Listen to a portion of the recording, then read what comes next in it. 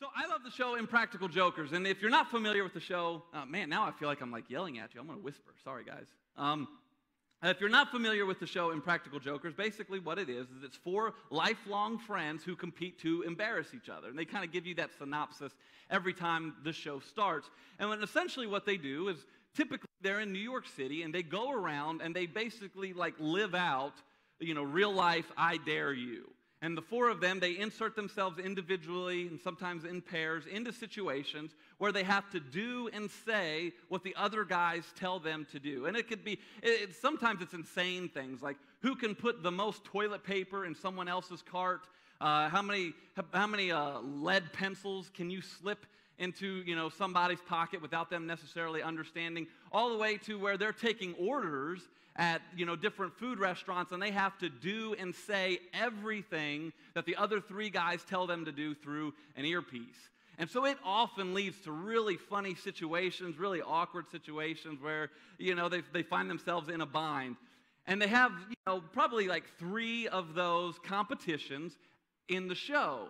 And at the end of the show, what I always look forward to the most, what I think is the most funny part about the show, is at the end of the show, whoever loses the most competitions has to go through what they call a punishment. And in this punishment, they've all agreed that whatever punishment is put out there, whatever punishment is decided by the other 3 guys for the one guy who loses, they have to do it.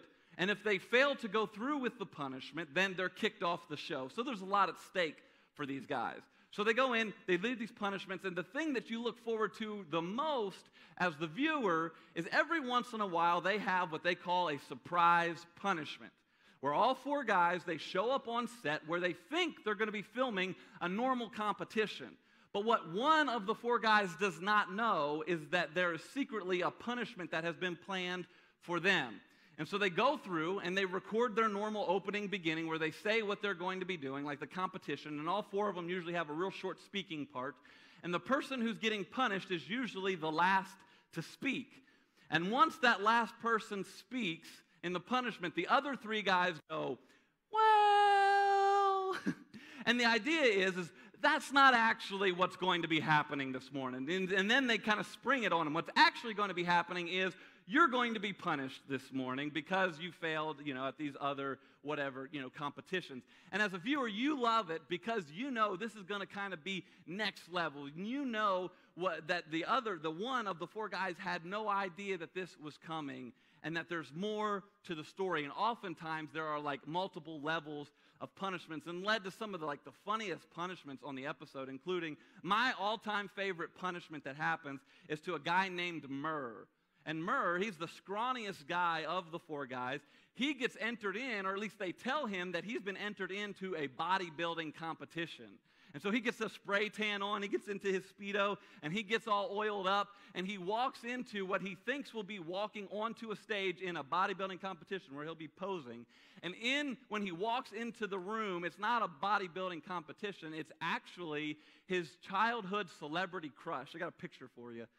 This childhood celebrity crush, and he has to give her a video interview. Could you imagine how awkward this would be as he's standing there in front of his childhood celebrity crush? Man, it's really fun. It's a lot of fun. It's led to a lot of, really funny things. But probably, so here's why I tell you all that this morning, is I think the verse that we're talking about this morning to close out our Twisted Scripture series, I think this verse that we're talking about today is probably the most popular verse outside of Sunday morning, outside of people who attend church regularly. I think this is probably the most quoted verse by non-Christians, people who don't follow Jesus. In fact, I would be willing to bet that almost every single one of you have heard this quoted at some point in time. Maybe you have quoted it to other people.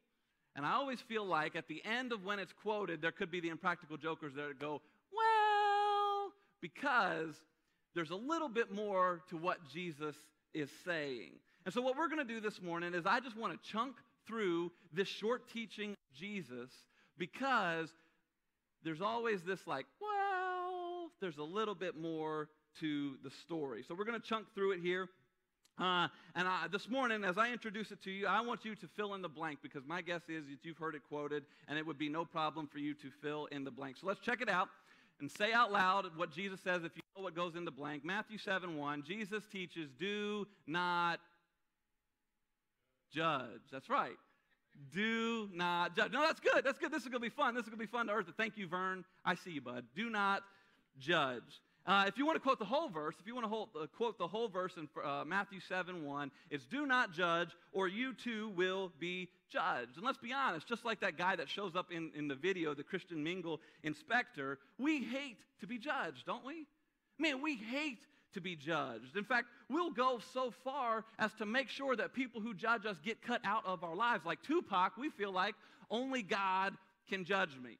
And so we go to great lengths to remove ourselves from people who do constantly feel the need to judge us. We cut them out. We block them on Facebook. We leave groups of friends, and we stop hanging out on certain social medias. And then, what I think is so cool, what I think is not cool, I don't know, what's so funny or so ironic, is we cut them out, and then we end up feeling the need to judge them behind their backs with the Bible on our side this time. And what's funny, or what's, well, it's not funny. What's the reality is I think this topic that we're talking about this morning, do not judge, is probably the number one reason why when you invite your friends to come check out Momentum, or you, let me tell you what God's doing in my life, whatever that case may be, your friends may be like, I'm good, that's good for you, but that's not for me. I'm not going to be there, because Christians are too judgmental. Christians are hypocrites, always judging. And that's what they feel, and that's what our reputation has become in many cases. And so before we go any further, I feel like we need a street definition of what we mean when we say, do not judge, or don't judge me, because it's kind of vague. Like in Jesus, I think there's a specific reason. I think there's a reason why Jesus leaves this teaching so vague when he introduces it here. But it's kind of vague. So like, what do we mean when we say, do not judge, or don't judge me? The street definition, I think, is thou shalt not size me up and write me off. That's what we mean. That's what we mean when we say, don't judge me. You have no right to judge me. You have no idea what's going on. Thou shalt not size me up and write me off. Thou shalt not just kind of look at me, make a snap decision based on one thing, one time that you saw when I said that one thing. Thou shalt not size me up and write me off. When we hate, what we really don't like is that we hate being written off for that one thing that we did that one time that someone still remembers, or even something maybe that has become part of our personality. And the idea of not judging, that's difficult for us to do. That's difficult for us to do because, we're going to have some really, just kind of hard-nosed, honest conversation this morning, because I really feel like this teaching of Jesus kind of squares off on every single person in the room, regardless of where you're at, whether you're a follower of Jesus or not. It kind of squares off. Because not judging is difficult for us to do, because for some reason, I think there's something about our human nature that we just enjoy judging. A good example of this is about a year ago, maybe a little more than a year ago, a documentary became really popular on Netflix. It's titled Making a Murderer. How many of you, round of applause, you watched Making a Murderer? All right. Well, this became kind of a quick phenomenon because it went viral on Netflix. And what the documentary covers is it covers the trial of a murder case by a guy named Stephen Avery. And what the documentary does is it does a great job of presenting evidence to the viewer that Stephen Avery was framed for this murder. And so all of a sudden people started watching this, and they started like, man, everybody's typing on social media, have you seen Making a Murderer? You got to watch Making a Murderer. I'm binge watching Making a Murderer. I just can't, stop. And everybody wanted to know, man, what do you think? Do you think he did it, or do you think that he was framed? And as a result of kind of the popularity that happened, all these articles began to be released that were titled like something along the lines of evidence that Making a Murderer doesn't show you, or evidence withheld from Making a Murderer documentary. And then articles were released to combat those articles, and people just loved talking about it. Like, you showed up, and before you'd get your meeting started, people would ask, what do you think about this? Did you watch Making a Murderer? And we just couldn't help ourselves. We as viewers, we ate it up. Because there's just something about our nature that sometimes we just enjoy judging.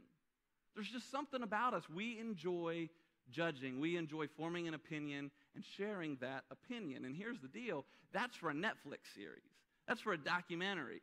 But it's so easy for that to slip into real life as well. And here's the deal.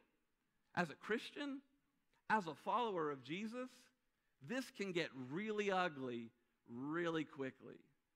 In fact, I've got one specific event that I can remember in my life.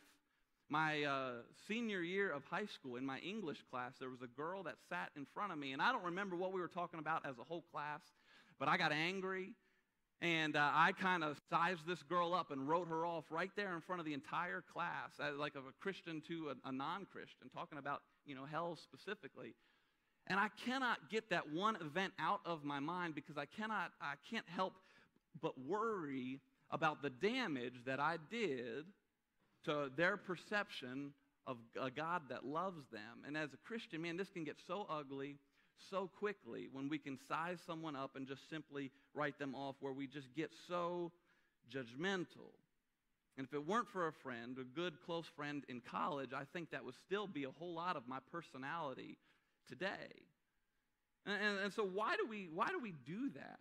Why do we do that to each other? Why is it that as a Christian this can get really ugly really quickly? And why is it that as a Christian or as people we tend to judge? Well, I think there's a couple different reasons. And the first reason that I think we like judging, or the first reason why we will enjoy judging, and I don't think we'd ever really talk about it like this out loud, but I think that we think about it, is jealousy. We get jealous because we see someone enjoying sinning, or what we see as sin, and it feels like, when we're looking at it as a follower of Jesus, it feels like, man, they're sinning and they're getting away with it. They're sinning and they're enjoying it, and we feel like they're getting away with something. And so we feel like, man, if I as a religious person can't, then you shouldn't either. And so there's this kind of like level of jealousy. The other reason why I think we will enjoy judging, and this isn't too far off from jealousy, is we're self-righteous. Is that we have a tendency to be self-righteous when we snap judgment, when we quickly size someone up and we write them off. And now hear this. This self-righteousness is the thing that made Jesus so angry. We've got to be so careful with this. You see, there are oftentimes in the Bible where Jesus gets very angry. And when you're reading the story of Jesus and the way he kind of responds to some people, you're like, wow, like this is Jesus? Like there's no confusing the fact that Jesus is angry. But what we do is we confuse who Jesus is angry with. When you go through and you read the story of Jesus and he's in those moments where he's like so angry, you're like, wow, like this is Jesus? Almost always it's that people who think they're the best thing since sliced bread at loving God. It's almost always at the people who think they've got following God figured out. And here's the problem with self-righteousness. When we feel like we've got this following God figured out, like when we are the best thing since sliced bread at following Jesus, is we actually dumb down God's holiness and elevate our own. And that made Jesus so angry. It was the thing that Jesus was constantly teaching against with people, is to be against self-righteousness. And one of the ways, I think you can spot these Christians with kind of a simple litmus test. Have you ever met a Christian that just seems happy that there's a hell? I mean, have you ever met, like the bullhorn guys that are out there on the street, and they just seem like you're just a little too happy that there's a hell. A really good example of this is in 2011, a guy named Rob Bell wrote a book that's entitled Love Wins. And he was a church leader, and in this book, he argues, using scriptures from the Bible, he argues that there is no hell. Now, just being frank with you, kind of being straight up so there's no confusion, I think that's really difficult to do. I think he comes to a wrong conclusion that's especially hard to prove when Jesus himself teaches about the reality of hell. However, the example I'm using is when Rob Bell came out with this book, man, in 2011, I was working for another church, and we traveled to all these different conferences, and it kind of became like Making a Murderer for Christians. You'd walk in and everybody would want to know, did you read Rob Bell's book? What did you think about his book, Love Wins? What do you think? And everybody was just kind of condemning and just becoming like nasty. In fact, I heard one guy that was just like, well, he'll enjoy hell with the rest of them. And he seemed like happy about it. And it just made me uncomfortable until I heard one church leader named Andy Stanley. And I loved his response when people would ask him, what do you think about Rob Bell and his book? And what he would say when someone would ask him his opinion on it is he would say, I hope he's right. Don't you? And the reason why I love that is because it puts things back into perspective, because your initial reaction is to say, well, no, but that makes you an awful person, because then you're like, I hope there's a hell. But to say, yeah, puts you at odds kind of with what you believe, and so it brings back into perspective, not being so happy that there's a hell. And you see, we cannot, and this is so important, and this is why Jesus begins teaching with this. We're going to talk context here in a second. Is we cannot approach people this way, where we seem just so happy that there's a hell. See, Jesus says, judge not, or you too will be judged. But now we've got to kind of blow it up, and we've got to kind of look at the context at which Jesus is talking, because judge not is not all that Jesus said. In fact, it's really only the beginning of the teaching. And this is where the impractical jokers would show back up and they go, well. And so I want to chunk through what Jesus says next. See, we're jumping into what's known as the Sermon on the Mount. And it's Jesus' longest uninterrupted teaching that we have in the Bible. It starts in Matthew chapter 5, and it ends at the end of Matthew chapter 7. And Jesus has been teaching, and he's basically, in another place, he sums up his teachings where he says, okay, here's the bottom line. You need to love God, and you need to love people. And throughout the Sermon on the Mount, he kind of follows that outline. And in chapter 6, he just ends a section teaching about what it looks like to love God by being generous, by praying, by talking to God, and by not worrying, being willing to trust that God will provide and show up. And so he ends chapter 6 that way, and now he shifts gears. And he shifts gears from loving God to loving people. And that's what Matthew chapter 7 covers. It's more of like a love people. And he says you can't separate those two. In fact, if you want to love God the best that you can, well, you've got to love his people, and this is how you do it. And he shifts gears. He begins talking about loving people, and this is what he talks about in Matthew chapter 7.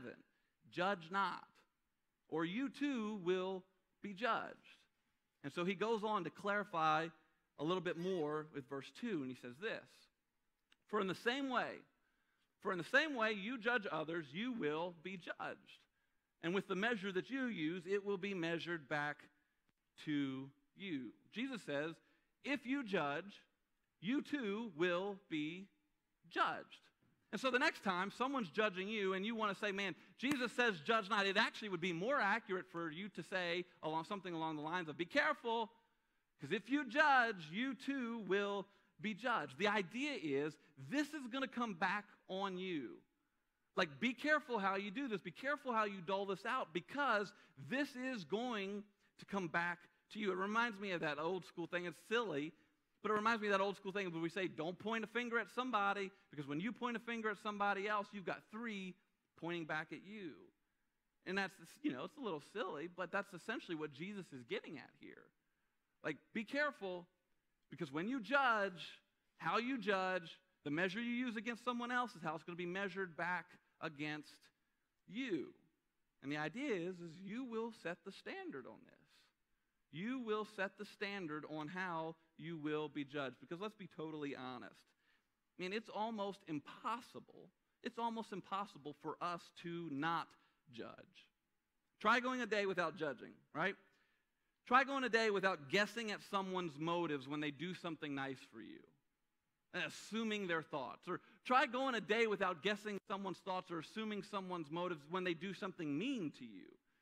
Try not going a day without determining who you want to see or who you don't want to see, who you want your kids around or who you don't want your kids around. Try going a day without judging what that person should have done or what you would have done differently. Was that okay? If not, what would you do differently? Do you want to go there again? If not, why not? Will you go back there? You are right now judging me. and how awesome I am. No, thanks. Thanks for that back there. That was the pity clap, but I'll take it. But you are right now judging me. Is this worth listening to or not? And that's totally okay. In fact, as we continue to kind of expound on Jesus' teaching, that's exactly what Jesus will eventually encourage us to do, and that's why Jesus goes on to clarify what he's teaching in verse 2 with verses 3 and verse 4. But this raises the question, right? If this is how it is, Matthew 7:2, judge not, or you too will be judged, for how you judge others is how you will be judged. The measure you use towards others is the same way it'll be measured back to you. It begs this question, right? If you're going to judge me, if I'm going to be judged how I judge, well then, how then do you want to be judged? And I know the answer for that question, at least for me. If you have to judge me, if you're going to judge me, and if I'm going to be judged how I judge other people, how do I want to be judged? Well, I want to be judged mercifully. In fact, a little later, the half-brother of Jesus, a guy named James, he writes in James chapter 2, he says this in verses 12 and 13. He says, speak and act as those who are going to be judged by the law that gives freedom, because judgment without mercy will be shown to anyone who has not been merciful. And then I love the way this ends. This is a simple little montage that's very easy to remember. Mercy triumphs over judgment. If I'm going to be judged the way I judge others, how then do I want to be judged? Well, I want to be judged mercifully. I want you to take into account all of me. I want you to take into account my family, my history, what I've overcome so far, how far I've been, my insecurities, my entire story. I mean, isn't that how you want to be judged? We want you to take into account all of me. And in order to do that, you have to refrain from simply just sizing someone up, snapping to conclusion, and writing them off. And so Jesus goes on. He teaches on. He clarifies what he says in verse 2 with an illustration that he starts in verse 3. And he's building to his point. We have yet to get to Jesus' point in this teaching. And he says this, Matthew 7:3. He says, why do you look at the speck of sawdust in your brother's eye and pay no attention to the plank in your own eye? And there's nothing more frustrating than when you get something in your eye, right? When you get something in your eye, it's like you just can't focus on anything else. I mean, at least to some really, like if you're not the person with the thing in your eye, at least there's some funny moments, right? Where people are like, hey, blow in my eye. Like that's going to help with something. You're trying to make your eyes water and you're blinking a lot. You're trying to wash it out. But it's like there's nothing else that you can focus on. It's difficult to focus on anything else besides what's in your eye. But for some reason, when it comes to our sin, and it's playing out as a metaphor of like in our own lives, for some reason it's the exact opposite. For some reason we love to focus on others. And there's a couple, I think, the reason why we love to focus on the speck in other people's eyes when we have a log, when we have a plank in our own eye, is number one, it distracts us from the log in our own eye. Like pointing out the speck, pointing out the small problems in other people's lives helps us feel better about the log in our own, right? Your messed upness helps me feel better about my messed upness. And so we compare. Well, at least I'm not like him.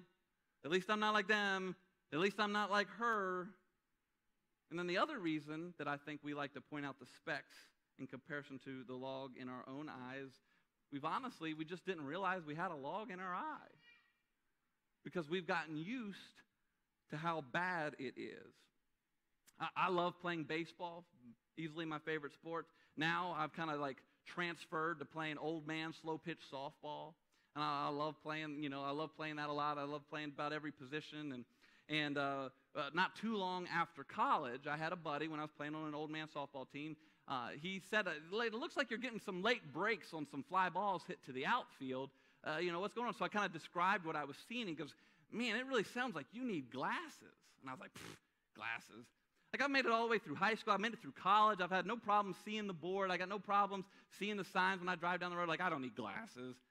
And then a couple months down the road, guess what happens? I get really bad eye allergies. And so I have to go to the eye doctor. I go to the eye doctor, and one of his first questions to me was, how do you not have glasses? And so he puts the big like spectacles in front of me, starts doing like the flipping things. Is it one or two? And it was like a whole new world. I mean, it was just like Jasmine, a whole new world. I had no idea. I had no idea how bad it had gotten. And I had just gotten used to the fact that I couldn't see. I mean, it's the same way with our sin. It's been part of us for so long that we don't realize how bad it is. We don't realize it's a problem how we treat people. We don't realize it's a problem how we talk about people behind their backs, how we treat others, how we lie. You could fill in the blank with all kinds of things there. We don't realize it's a problem how we spend our money. We don't realize it's a problem what and how much we eat and drink and spend. And so Jesus goes on. And he begins to clarify his illustration, still building to his point. Clarifies verse 3 with what he says in verse 4. This is what he says in verse 4. He says, how? How then? How can you say to your brother, let me take out the speck out of your eye? Let me take the speck out of your eye when all the time there is a plank in your own eye.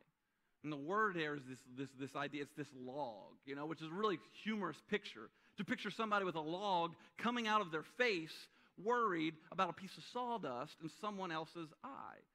And so Jesus says, how can you worry about the speck when there's a log coming out of your face? And so what's interesting here, though, you go back, read what Jesus is saying. In verses 3 and verse 4 and never after this, Jesus never says, don't look at the speck in your brother's eye. In fact, he never condemns noticing it. He never even condemns pointing it out. But what he does condemn is pointing it out, noticing it, pointing it out, without ever handling your own crap, without ever handling your own sin.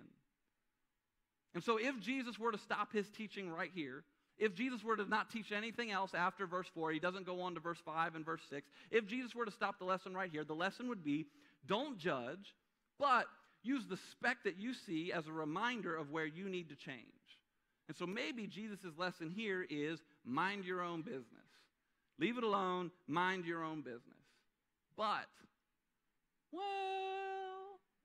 Jesus isn't quite finished, and he goes on, and this is really where we get the moral of the story. This is where Jesus finally gives us the lesson that he's been building to with what he says in verse 5. And here's a key thing about Jesus' teaching.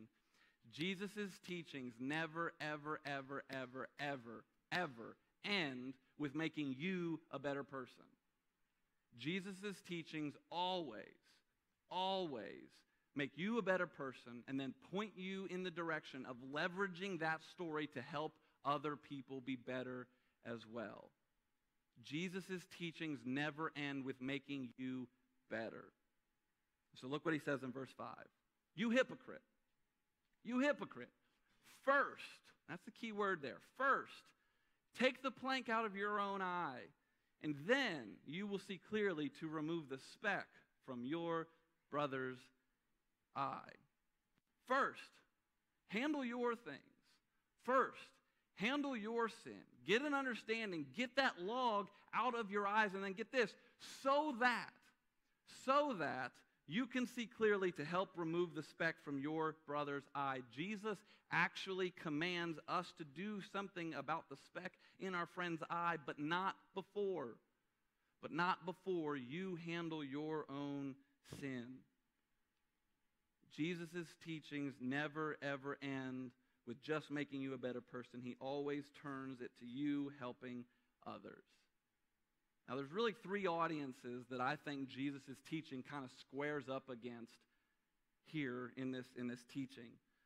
And this was a church leader, a guy I follow closely. He said this, and I just couldn't really find a better way to say it. There's really three audiences that Jesus' teaching here squares up against. And the first is, you're the audience where you tend to size someone up and you write them off. You are, I hate to say it, like I was for so long and still have a tendency to be, you are self-righteous. Hear me. This is the thing that Jesus despised the most.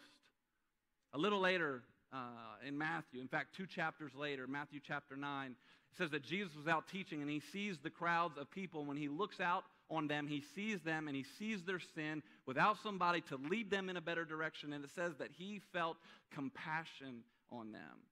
And that word compassion is actually this word guts. It's this idea of there's this utteral gut feeling of, man, like this isn't right. Something isn't right here. His heart, Jesus' heart broke because of their sin. And so if you're someone who, like I was for so long, tends towards self-righteousness, maybe it's because you know the Bible really well. Maybe it's because you've been around a long time. Maybe it's because you've kind of been there, done that. You've learned your lesson and your stories. You've taken your lumps and you've learned from them. Or maybe it's just simply that you've never really done anything all that bad. And you can't understand why people continue to do bad things. And so you size them up and you write them off. The action that you need to take this morning is a little two-syllable word that you think always applies to other people. You need to repent. You need to repent of the sin of self-righteousness. God, I'm sorry. I size people up and I write them off, and that's not me loving them the way that you would have me love them. Here, get this. This is the bottom line for you if you tend towards self-righteousness this morning. If the sin of others does not break your heart, perhaps it's because your heart has never been broken over your own sin. You see, if sin broke Jesus' heart, then it should break his followers' hearts too. The second audience that I think Jesus kind of squares up against with this teaching is you tend to size people up and you walk away. You size people up and you walk away. God, you see their mess. God, this breaks my heart what she's doing. God, I just want to lift them up in prayer to you right now. God, it breaks my heart what he is doing, but I'm not going to say anything because that's not my place. God, that's none of my business. Their messed upness, God, just reminds me of how messed up I was. God, thank you for your grace. Thank you for your mercy, but I'm not going to say anything to them because that's none of my business. That's not my place. The action that you need to take this morning is you need to confront. You need to confront humbly with the intent to restore rather than to condemn, with a clear vision of where you've been and what you've learned because you have taken the log out of your own eye. You can see.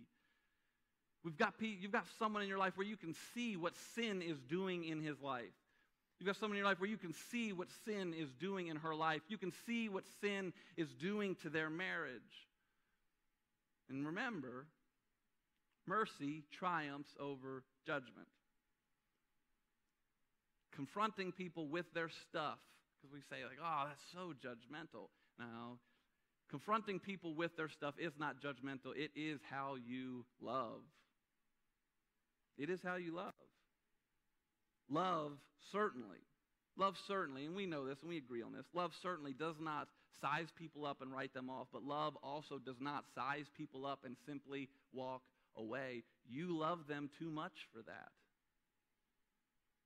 The third audience that I think Jesus kind of squares off to here is you've been sized up and you walked away. Or you've been sized up and you refuse to listen. Someone came to you about something in your life, I don't know what it was, and your response was, how dare you? You have no right. You don't know me. You don't know my story. And you sized them up and you wrote them off. And they said something like, well, honey, I'm not being judgmental. I'm just trying to help. And you write them off as judgmental and you walked away. But in your heart, you knew they were on to something. And instead of listening, you used the imperfection of how they approached you as an excuse to not listen, to size them up and walk away. Get this, here's the bottom line for you this morning. Excuses or defensiveness ensures that your past will continue to show up in your future. And aren't you tired of your past showing up in your future? Defensiveness on these things will ensure that your past continues to show up in your future. And aren't you tired of that? Aren't you tired of that? So these three audiences, the action that you need to take this morning is you need to listen. You need to listen. And so Jesus does go, and Jesus does show up, and he does teach our twisted scripture. I mean, people, when they quote it, they're quoting Jesus accurately, not adding words or taking words away, I guess. Well, not really taking words away, but they're not saying everything that Jesus said. Jesus does show up, and he does teach, do not judge, but that is not all that Jesus says. Love certainly does not size people up and simply write them off. And if that's you, you got to stop. But love also certainly does not size people up and simply walk away. And if you do have somebody in your life that loves you enough, that's willing to step out in faith, in obedience, and take a risk to love you, you need to listen. And remember that the street of mercy triumphs over judgment. It goes both ways. Let's pray. God, we love you. God, thank you so much for loving us. God, thanks for this difficult teaching, God, that we've got to really just kind of wrestle through and figure out what that looks like and what that means for us. God, help us to make you proud with how we love people, because I know that it's so closely connected with how we love people is directly linked to how well we love you, God, and we want to make you proud. So, God, give us wisdom. Give us wisdom for conversations that we need to have. God, help us to be willing to stop just simply sizing people up and writing them off. God, and give us the humility we need to hear where we need to change. God, help us to make you proud. It's in your Son's holy and awesome name we pray. Amen.